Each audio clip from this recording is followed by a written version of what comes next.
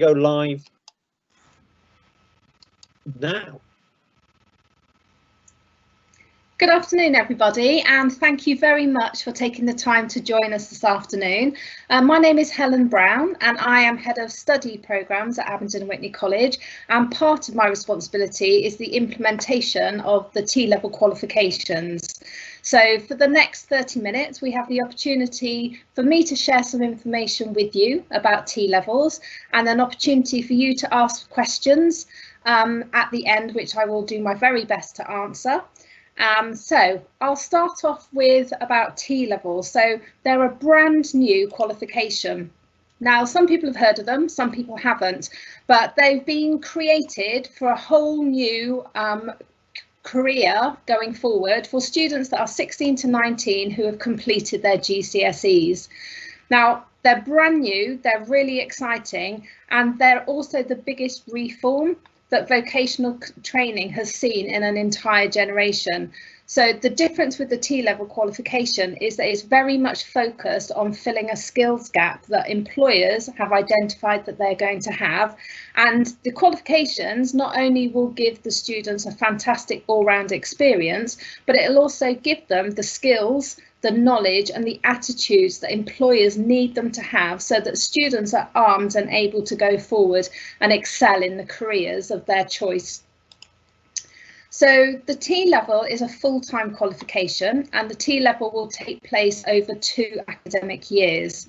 It's a level 3, but it's not equivalent to previous level 3 qualifications. It's almost level 3.5. So they're quite challenging, but they're highly recognised by universities and also by employers. So the T-levels have been in creation for a long time now. So there's been a dedicated team through the Department for Education that have worked very closely with employers to create and to design what a T-level model will look like, and how the content will come to life to ensure that our students of the future really do have those skills and the knowledge and the attitudes to succeed in the future. So it's a focus very much on making sure that the content on each of the different T-level routes very much meets the needs of the industry, so that the focus is very much on the students know what type of career path they would like to go into. So for example, we have 3 routes that will start in September 2021, and that's a route into digital. So anybody who is seeking a career working in computing, in the digital design, in the digital production, then this is the career path for them. This is the correct T-level. This is the route that they should take towards that career. If we have students who want to work in education and early years, then we have a T-level route that will help students progress to that career future. And then the 3rd T-level route we have is in healthcare. So anybody who wants to go into any of the different pathways and directions within healthcare, then the T-level will offer students that preferred route. So the way that students will study on a T-level, it's a combination. So we're providing a mixture of classroom learning, and we're combining that with real on-the-job experience. And this is what makes T-levels so different. And we've been piloting industry placements for the last 2 years. We're in the 3rd year of piloting it. And I can 100% say that the industry placement element of this qualification is what gives our students, and any T-level student, that real competitive advantage to a university and also directly to an employer. So the industry placements are quite unique, and it involves the students completing 315 hours with an employer. Now that might be with one employer, or it might be a maximum of 2 employers.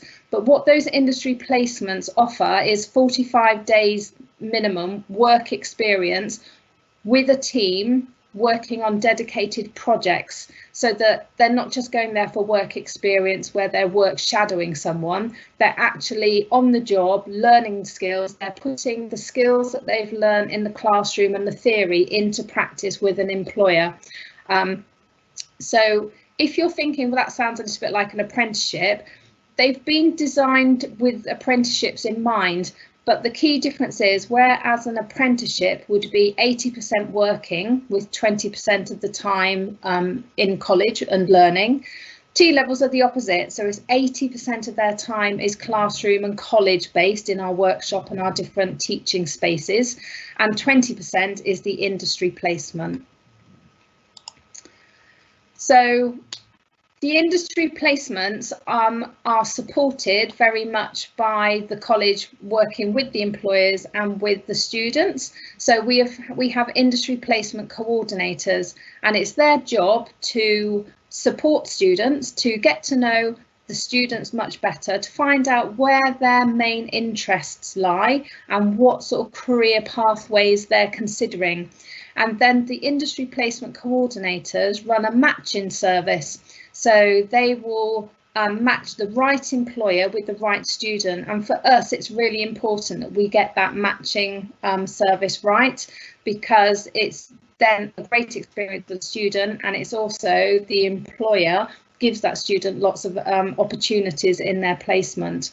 So we have industry placement coordinators who will help to set up the placements, who will match the students to the employer, and then they also support the student throughout that placement. So we have a beginning, a middle and an end point where the industry placement coordinator meets with the student and the employer, and they agree the projects that they will be working on to ensure that they're meaningful and the students have an opportunity to develop their skills and their attitudes and their behaviours and their knowledge. They also will be creating goals that the student will know that they're working towards the achievement of those. And we have those touch points at the middle and the end to review those goals, to develop further ones, and just to review the progress that the student has made. So the implementation, the T-levels are brand new, but they're already in operation. So the government launched them in different waves. So if you're an outstanding or a good college, you're able to offer T-level qualifications. So we're in wave 2, which means that this September, a small number of schools or colleges in the country started to deliver the first T-levels. So they're already created, they're already being delivered, and it's been really exciting to see the development of them, even just in the first term. So for us as a college, we're wave 2. So we will be launching those 3 T-levels that will start in September of 2021. And as I said, we've got 3 initial routes that will be starting in September 2021, but then we've got many other new T-levels that will come in the following years and the years after that. So if you want to sort of see when the next T-level qualifications are coming up and you've got a specific route, you can have a look at the, if you go to the government site and if you just Google T-levels, it will come up with the government site, and it has information for students, information for employers, and information for parents as well. So the T-level are recognised, as I say, and they're the equivalent of 3 A-levels. Now, the feedback that the Department for Education have had is that the equivalent to the 3 A-levels from a T-level is preferred by a majority of universities in a majority of routes because of the industry placement. So students that complete A-levels, that's the academic route, they're studying those normally 3, sometimes 4 subjects, and it's a very theory-led, very academic route of studying, revising and passing an exam and then moving on to their next stages. Whereas a T-level is a mixture, so it's the theory in the classroom and the learning, it's the practical element in our workshops and our dedicated workspaces, it's also the industry placement. So it's a combination which kind of gives them that competitive edge and a much broader experience. And if you're wondering what the T stands for in the T-level, it's technical. So we have A-levels academic route and T-levels the technical route. So the future of T-levels is definitely looking very bright and is definitely here to stay. A huge amount of time and money and resource has been invested into the creation and the launch of T-levels. So they're definitely going to be here for the long haul. And in fact, you will see that the majority of other vocational qualifications will disappear over the next few years as they are replaced by the T-level qualification. Helen, there was a question that's just come in, and now is probably a good time just to ask it. It's, will T-levels replace BTechs from next academic year? So the answer is yes and no. So in our college, they will replace the BTech because this is a much better qualification and it prepares the students much better for their next steps. BTechs will still be running, so other colleges that haven't been selected to deliver the T-levels will still be able to offer the BTech, but we strongly believe that those qualifications will be phased out as the T-levels grow nationally. Okay, thank you. That's okay. I shall carry on. So the T-levels have had a really strong focus on not just designing what the awarding bodies feel the qualification should include, but right from the very beginning, the creation of them has been part of a journey designed for employers by the employers. So the employers have reported facing a skills shortage, and they're very, very aware that that skills shortage can have a big and a huge impact on the future success of their businesses. So in response to that and that skills gap, the government has worked alongside more than 220 different employers, and some of those employers are large, like international global employers. Some of them are SMEs and others are quite small local employers. So they've worked with a real range of different types of employers so that they can actually identify exactly what skills are required, and they have designed the T-levels to meet those skills that are required and to fill that skills gap. So just to give you an idea of some of the different employers that they've worked with, includes Fujitsu, Skanska, GlaxoSmithKline, as well as other smaller ones that you may be aware of.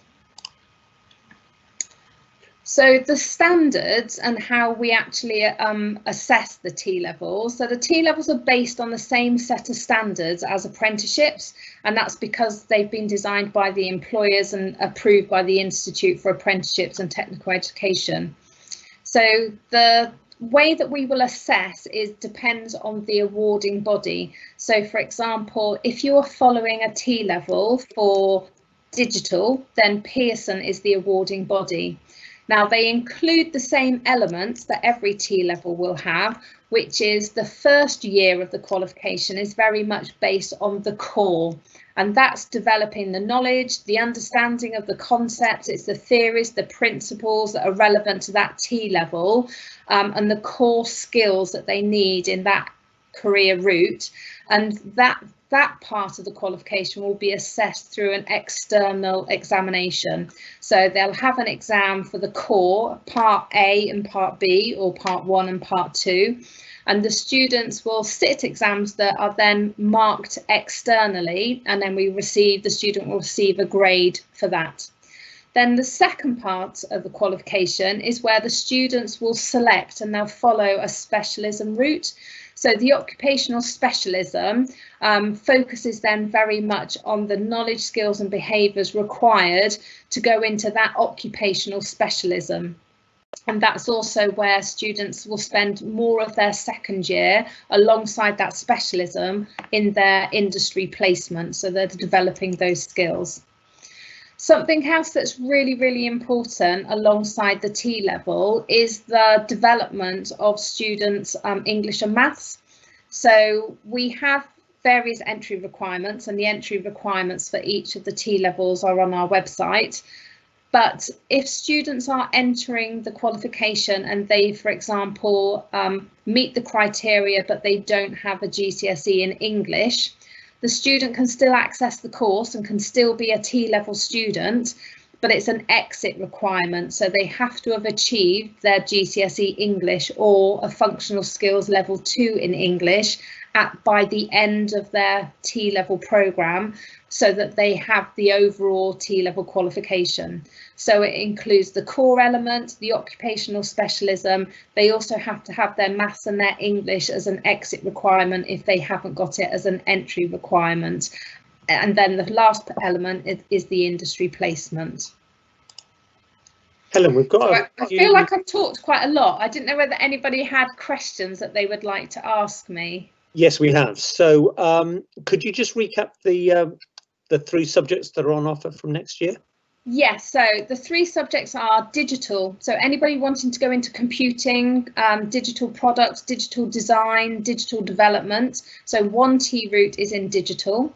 The second T route is in healthcare. So anybody who wants to go into nursery, midwifery, wants to work with in care homes, working with adults or young people that have specific difficulties or challenges. So we have routes into healthcare.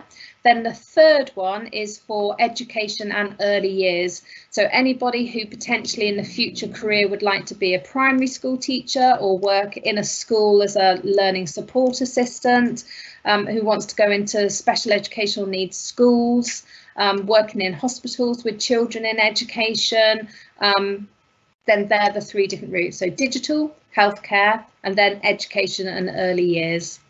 Okay. And then we have another question in from somebody. My son's looking at going into plumbing and we're not sure which route to take. Will plumbing feature as a T level? So plumbing isn't going to be one of our T levels in September 2021. We're developing a brand new construction site, and with that will be the introduction of future T levels in the construction trades.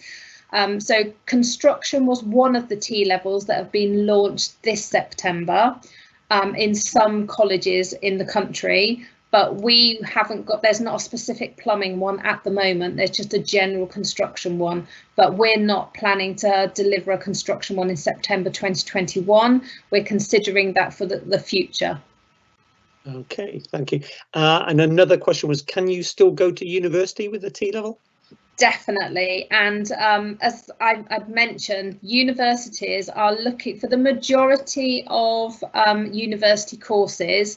They are loving the T levels purely because it's like a level 3.5 qualification, so it's not an easy option for students, but it not only gives them the theoretical knowledge of the principles and the understanding, which gives the foundations to grow their qualifications in the future on, but it also gives them that industry placement, and that's what makes T levels so unique, and what makes it really attractive to universities as well as employers. So the points that you get and the grade that you get overall for your T level equates to a certain amount of points, which are then your UCAS points. So when you're applying for different universities, they will specify what the entry criteria is or how many UCAS points are required, and the T levels will convert into UCAS points so that they have a very positive opportunity to go to university.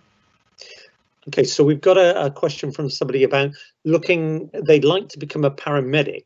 So would that be a health and social care T level? Definitely. So the T level in healthcare would be exactly the right route for that student to take, and then being able to develop their skills in their industry placement by working with like an NHS trust or working with St John's Ambulance. If that's a career pathway that they know they want to follow, then that's where we will look to secure the right type of industry placement to support their learning on the course. And then there's another question about, I'm looking at doing beauty therapy. Will that change to become a T level in 2021? No. So if you want to do beauty therapy, then you could still apply. So that's a vocational qualification that at the moment isn't transferring into a T level. So the courses that we we offer and have been really successful with us are still there, and that would be the route. So if you go via the website, you'd be able to go to the course and you can apply for the correct course. So at the moment, unfortunately, that's not a T-level. And then we've got a question about the blended offer at Whitney, as to whether that will change, because at the moment it involves a BTech course. So the blended offer will work in some subject areas, as it's been very well established in the past. So students could do like 1 or 2 A levels at school and then access a smaller BTech qualification for the 3rd subject, but a T level definitely doesn't lend itself to a blended approach. It's you would either choose A levels as the academic route, or you would choose a T level. It's a full-time course, and there's not a smaller or a shortened version of it. So it's definitely not suitable to a blended offer. Okay, and another question about T level. Are they exam based or continual assessment? So it's a mixture. So the first element of the qualification, which includes the core element. The core element is assessed externally, and it's 2 different exams. So they will cover the content, have lots of support and revision. They'll have spent some time on an industry placement. Then they will sit their exams. So they'll have exam 1 and exam 2. Then as they go into the 2nd year and the student starts their occupational specialism route, in digital, that's still assessed externally through an employer-led project. For the other 2 T levels, so the awarding body is NCFE Cash. So for childcare and early years in education, and for health and social care, it's the majority of it's assignment based, which is marked internally. So digital, the majority of it is external. For the other 2, in education and early years and healthcare, the core is exam based, the rest of it is assignment based. Okay, and we've got a couple of questions around the general kind of subjects. So is business studies, does that come under digital? Or it doesn't come under digital, but it really exciting. We're doing industry placements in business this academic year, and we will be launching the T level. So the T level is not available for anybody until September 2022. So we will be in the very first wave of the launch of the T level in business, but that's not until September 2022. Okay, and then there's another question about whether PE will be moved to a T level.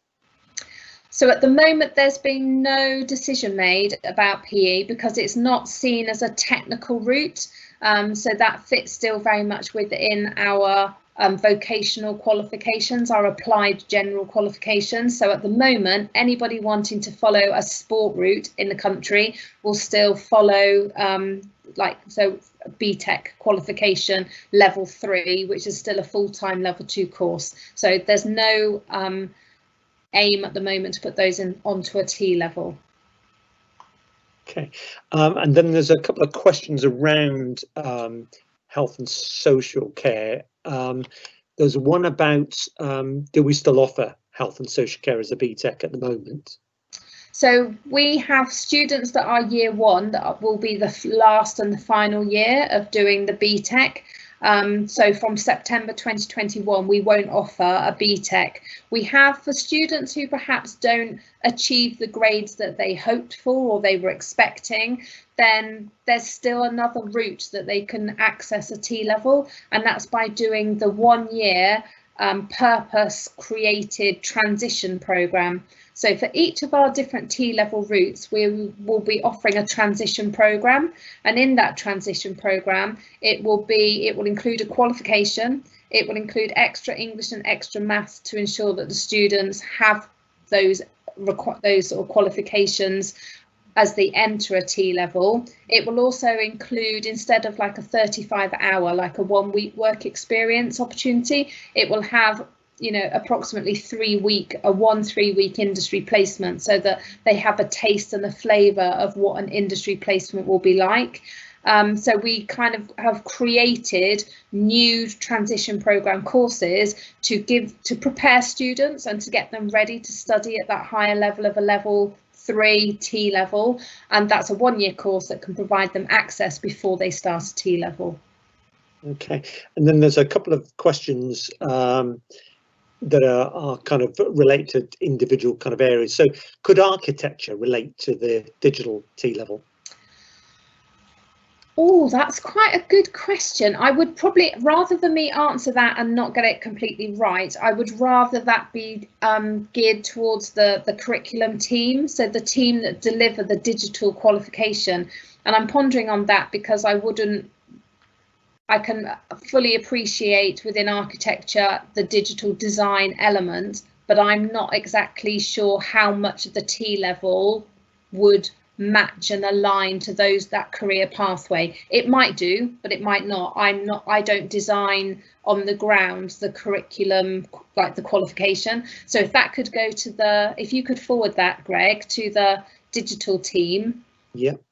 Okay, yeah, I can do that. And then there's a question, which T-level route would you advise if a student was interested in a career in law?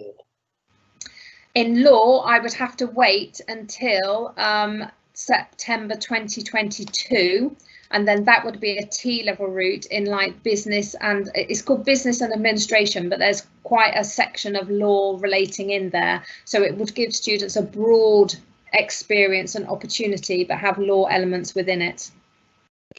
And then there's a couple of questions relating to kind of new offers. So if I were to start a business studies in September 2021 as a BTech, will it convert to a T-level in September 2022?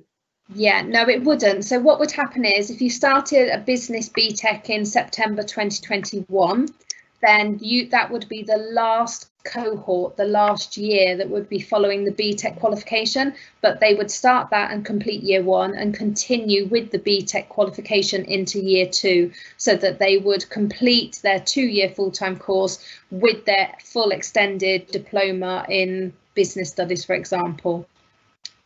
Okay, and then will we be offering a creative media BTech in September 2021? There will be a creative media BTech in September 2021. So we have if you have a look on our website for the information around media, but that will also be replaced, I believe, from September 2023 with a T-level route into media. So you can see that there's a very planned progression to move all of the qualifications from the BTech or from the City and Guilds or whatever the previous awarding bodies were.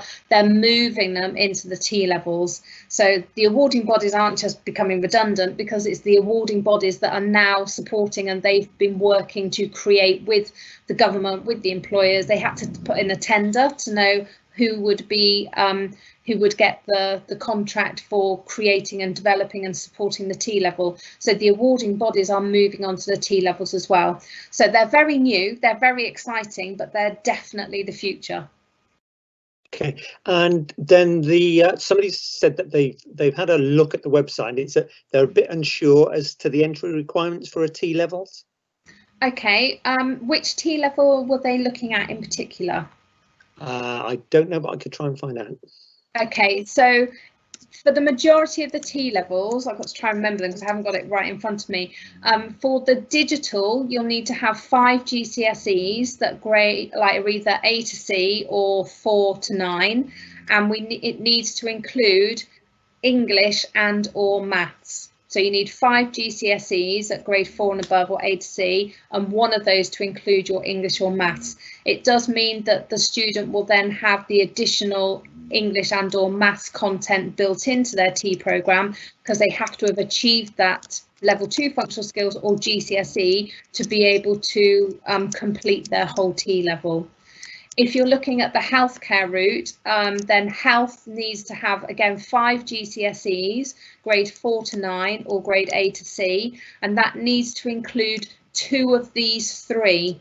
So it needs to have maths and English plus 3 others, or it can have English and 1 science plus 3 others, or it can have maths and science plus 3 others. So it's got to have 2 of maths and English and a science. So out of those 3, it needs to have 2. So alongside, the student will then only be sort of studying 1 other element. so that they achieve the exit requirements. And then in early years, it is 5 GCSEs, A to C, 4 to 9, with maths and or English. So it's the healthcare route is the one that needs to have the science element as well. Okay, and then just one last question, which was about, we mentioned before, I think, the career and jobs that could link to the health and care areas. Were there any other kind of roles that you think health and care would fit? It's probably best if they speak directly to the curriculum team, because they have got all of the data for all of their students and where they go on to and where they know this qualification will take them to. But just to give you a general idea, it can be anything from paramedics to midwifery to nursing qualifications, to social workers, to psychologists, counselling.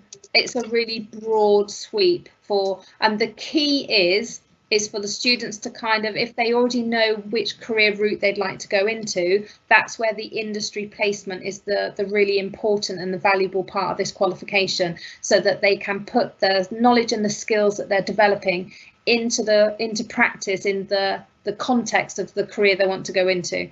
So if they want to be a paramedic, it's being able to get the industry placement working to develop those skills. Okay, thank you for that, Helen. We seem to have got quite a few kind of questions come through, and up to about 38 attendees for this this afternoon event. So do you want to just sign off and thank everybody? So yeah, thank you all for the time that you've given. If you have got any other questions, then please do go and have a look at our website. There's lots of information that's available on there, and it's being updated all of the time as well. But thank you very much for your time this afternoon, and I hope you found that interesting and also helpful.